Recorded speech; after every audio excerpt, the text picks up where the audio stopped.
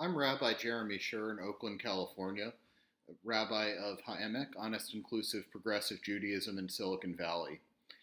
And as I look to the other side of the country tonight, to the state where I grew up, Virginia, and the horrifying white supremacist rally that happened in Charlottesville last night and today, resulted in 3 deaths.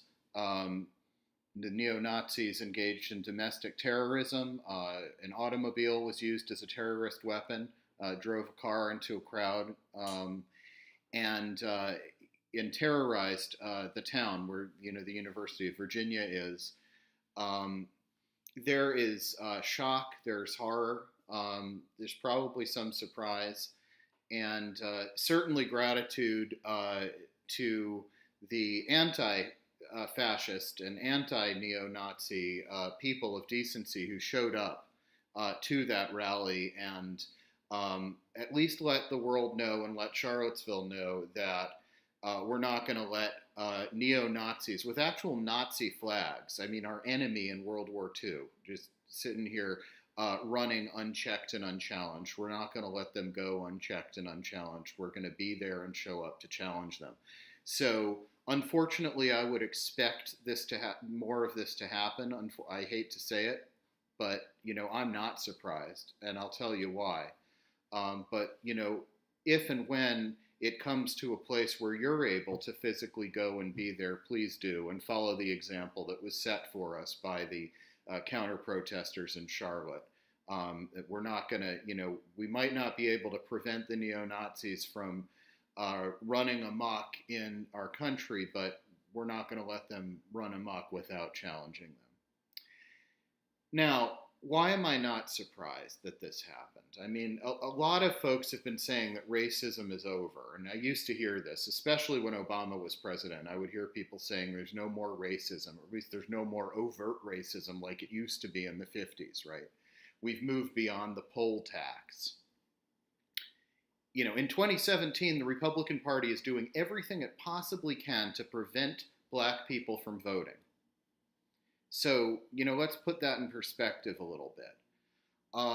To those who think racism sort of went poof in the 1960s and then somehow came back under Donald Trump and are surprised, where do we think the white supremacists and the neo-Nazi rally came from? They didn't come from the air. They weren't all born just now. They didn't pop into existence. I read a great article today that said that, these people aren't fringe. Like there's a temptation to call the white supremacists fringe. They don't all live in some grandmother's basement.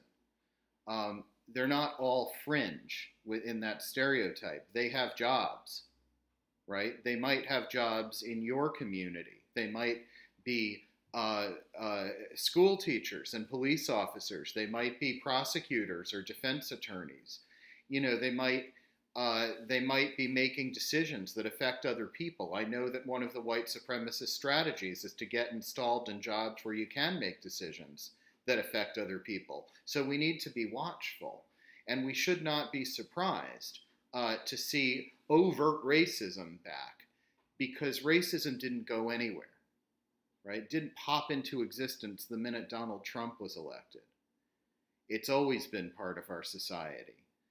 And, when people with a racist agenda take jobs to further that agenda, that is part of what is meant by institutional racism. So, when I used to say that this is still a racist country and that there's structural racism and institutional racism, people would kind of say, oh, well, that's all theoretical, right?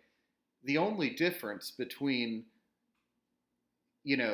what people sometimes call covert racism and overt racism is that the racists don't feel emboldened to go rampaging through Charlottesville. And now they do. Other than that, they're still going back to their day jobs. And those day jobs matter. So let's not be thinking that racism is over. It reminds me of the surprise factor, the shock factor. Reminds me of an incident that happened to me at work. I am a mental health chaplain, and I work in a mental hospital. And a patient last year came up to me with just a spewing a stream of anti-Semitic invective, and I was so angry. I was just so angry, and of course I couldn't say anything on the unit about it. I know that people say things because they're ill, and so there's some compassion, and I think there's some space for compassion outside the mental hospital too, but I was really angry. And so I went to my supervisor about it and told her what had happened. She's an African American woman who was my supervisor at that time. And she said, you know what she said? She said, "Welcome to every day of my life in this work."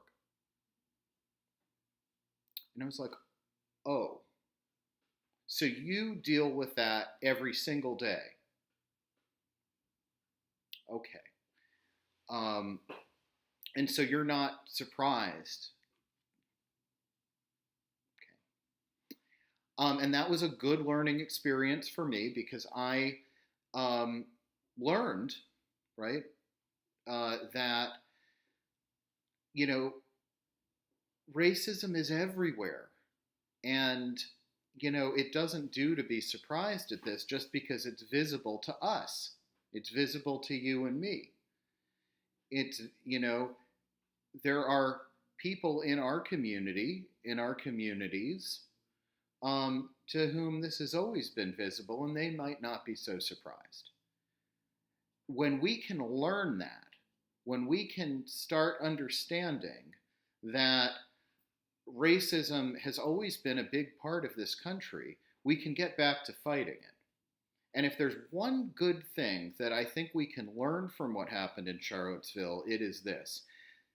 Remember, you know, after the rally, the racists, the neo-Nazis put down the Nazi flag and put down the white hood and go back to their day job, whatever it is. They are doing that job with their views. They were doing that job last year, and they were doing that job during the Obama administration. They were doing that job 10 years ago. Okay? So, you know, when we can start getting beyond the idea that overt racism ended in the 60s, whenever, you know, 1964 or 7 or 8, whenever it, I don't know when it ended. But when we can get beyond that idea, then we can stop distracting ourselves with that kind of nonsense. We can get back to fighting it. We can realize that the same people, maybe their children or grandchildren, but the same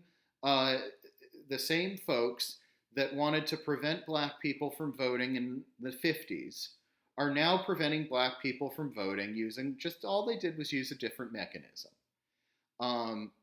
The same folks that that wanted to use unjust police force in a racist way back in the 50s and 60s are now doing the same thing.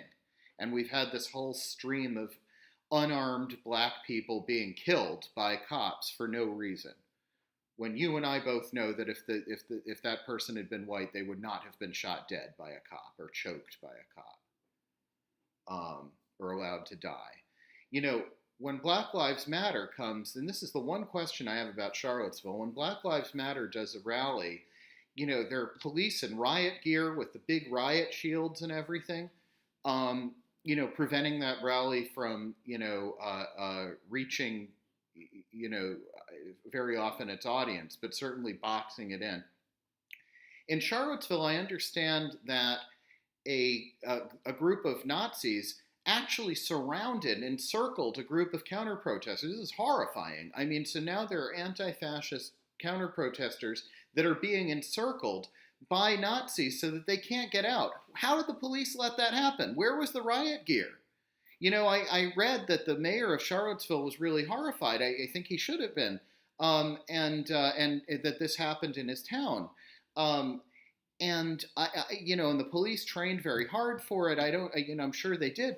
But where in the heck was the riot gear to prevent Nazis from encircling counter-protesters? I mean, it is absolutely the height of recklessness to allow that to happen. Why didn't the police hold the Nazis back with all the riot gear they have for Black Lives Matter?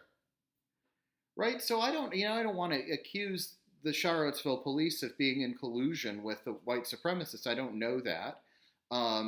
And it could be that they just didn't plan very well. But I just cannot fathom how the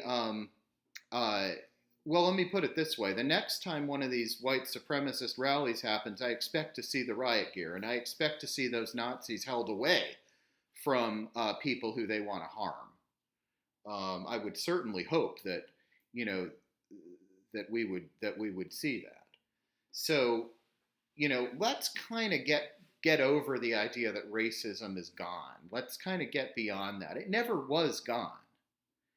And when we can admit that this country has been racist from its founding and is still very, very racist today, we can get back to continuing the fight, because we certainly have not won it, and we need to win it.